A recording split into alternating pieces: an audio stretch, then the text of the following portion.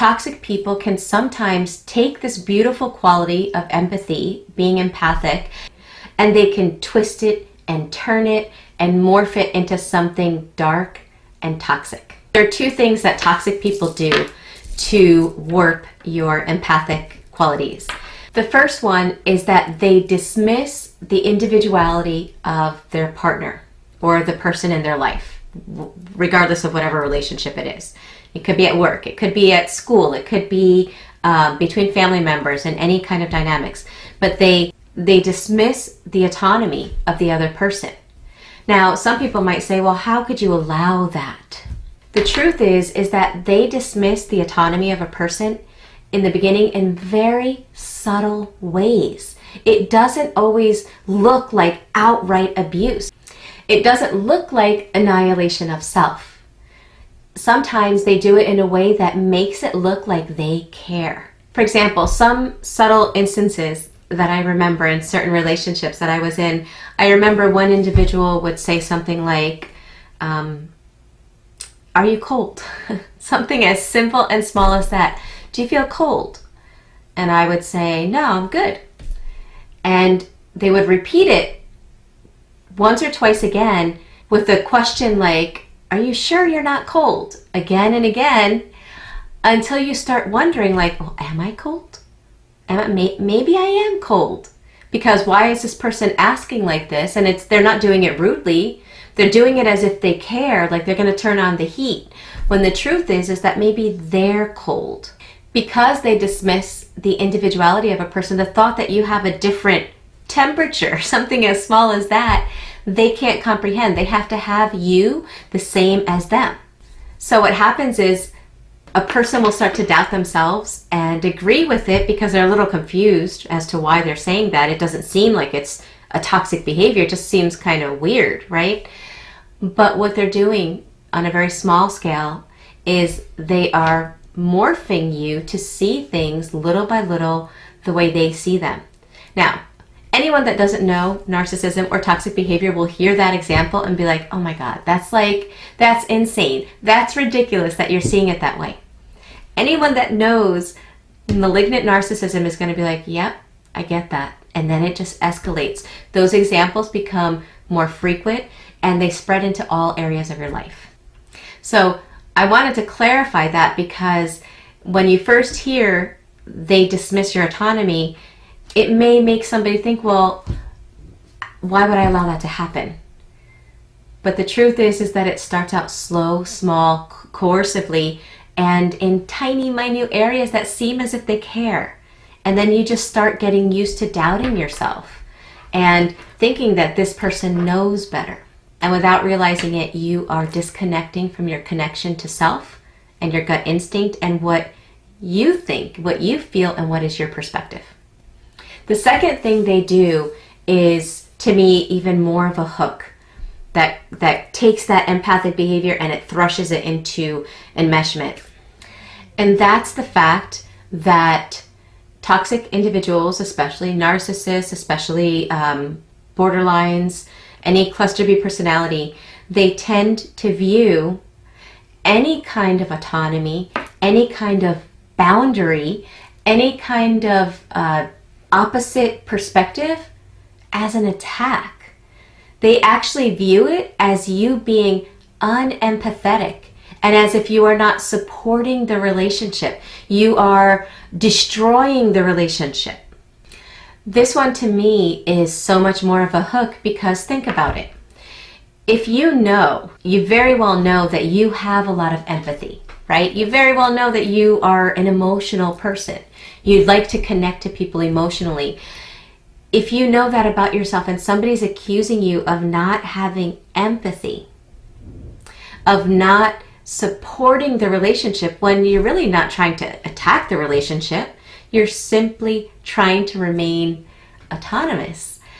If they make you feel like you're attacking it and you know in your heart that you're not, what that creates is this need to prove that you are supporting the relationship, that you are empathic. What you don't realize is that by proving it, by changing your perspectives, by seeing things the way they see them, by changing your reality. Again, all of this is done on a subconscious level. You're not consciously saying, I'm going to stop seeing my reality. This is all part of our subconscious programming. But by doing that, by proving it to them, you don't realize that you're going from empathic, healthy behavior into the realm of enmeshment.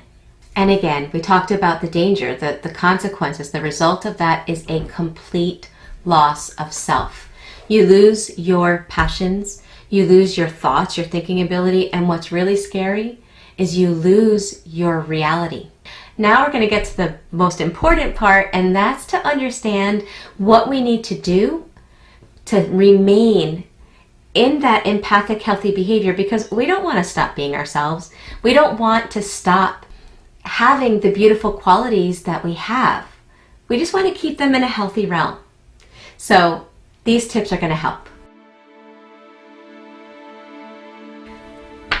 In order to have strong emotional boundaries, we need to know ourselves. We need to really recognize that our view of ourselves is dependent on how we see ourselves and not how somebody else sees us.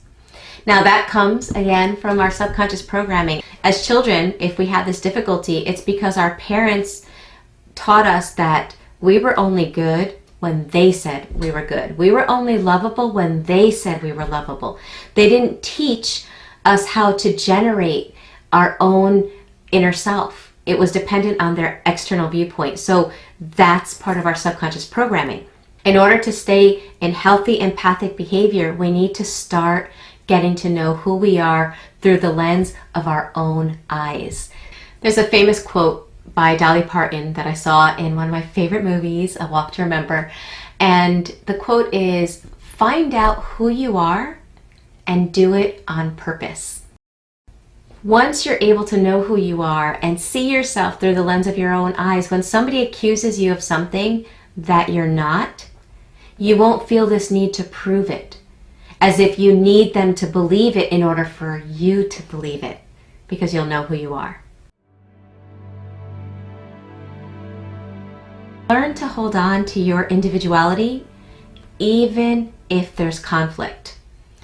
The reason this is hard is because of the subconscious programming of fear of conflict, which comes from childhood. Or in other words, we want to do anything to stop that fear. And we want to do anything for peace, including annihilate ourself, our individuality. It was something that was done in childhood if we had a toxic parent. It was easier to annihilate pieces of ourselves in our childhood in an effort to maintain peace and safety because our life depended on that caregiver. But we can break out of that subconscious programming and realize that we don't have to annihilate pieces of ourselves because somehow it's a threat to another individual. We have to start realizing that that is toxic behavior and that we have a choice, we have a say, and we are at a place in our lives that we can handle that fear of conflict without giving in and losing our sense of self. If you were raised by toxic parents, a lot of times that toxicity was normal. But on top of that, as if that's not, difficult enough, on top of that, we have this tendency to repeat unresolved wounds from our childhood. So if we haven't taken time to learn what a healthy relationship looks like, including a healthy relationship with self, if we haven't taken time to know what that looks like, it will be confusing. And when a toxic person is expecting you to annihilate yourself for their selfish gain, it will feel familiar and normal. So make sure you take time to learn what healthy relationships look like and start having a healthy relationship with self. Self-awareness is kind of like a muscle, right? If we don't exercise, our muscle gets weak. So if we've never had that self-awareness and we've been always externally focused, our self-awareness is weak.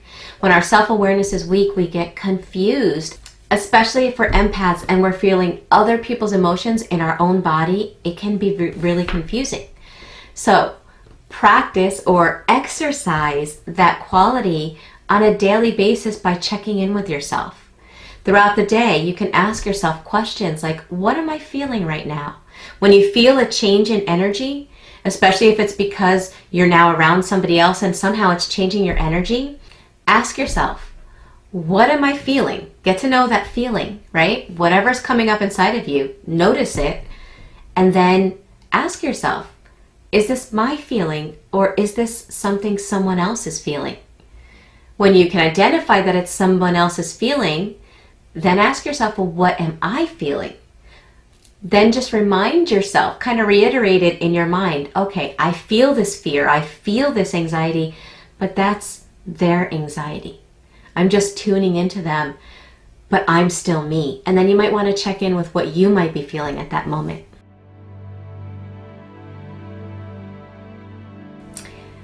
This last one might seem like a simple one, like, oh, I'm allowed to have a different perspective from somebody. I'm allowed to see things differently. I'm allowed to be happy even if they're miserable. I'm allowed to like myself even if they try to make me feel like I'm the scum of the earth. That may sound like an obvious one, but if in your subconscious programming you've never been allowed to do that, you have to strengthen that reality. And that comes with being aware of your inner dialogue. So you need to remind yourself over and over. A time when it would be good to remind yourself is at the moment that you're experiencing someone trying to enmesh with you. So you have a toxic person in your life and they come with their mood, right? Their angry mood that, really has no reason, but it puts everyone on edge. What they're hoping you do is ask, why are you angry? So they can make you feel stupid and ridiculous as if they're not angry, and they're going to make you feel like there's something wrong with you. Rather than do that, rather than take blame, rather than feel responsible for that person's behavior, tell yourself, okay, so-and-so's in a really bad mood, so-and-so's angry, whatever they're feeling, and they're allowed. They're allowed to be angry. It's sad that they want to be that way, but they're allowed to be sad. They're allowed to be angry. They're allowed to be miserable. I'm still allowed to be me. The more you say that over and over, you're going to strengthen that reality. If you found any of those tips helpful, make sure that you hit the like button and comment below. I always love to hear from everyone and find out how this information is affecting your life. And if you're new to my channel, don't forget to subscribe and hit that bell icon so you're notified of my newest videos. I'm always putting up information to help people to break through that subconscious programming so that they can finally live life consciously.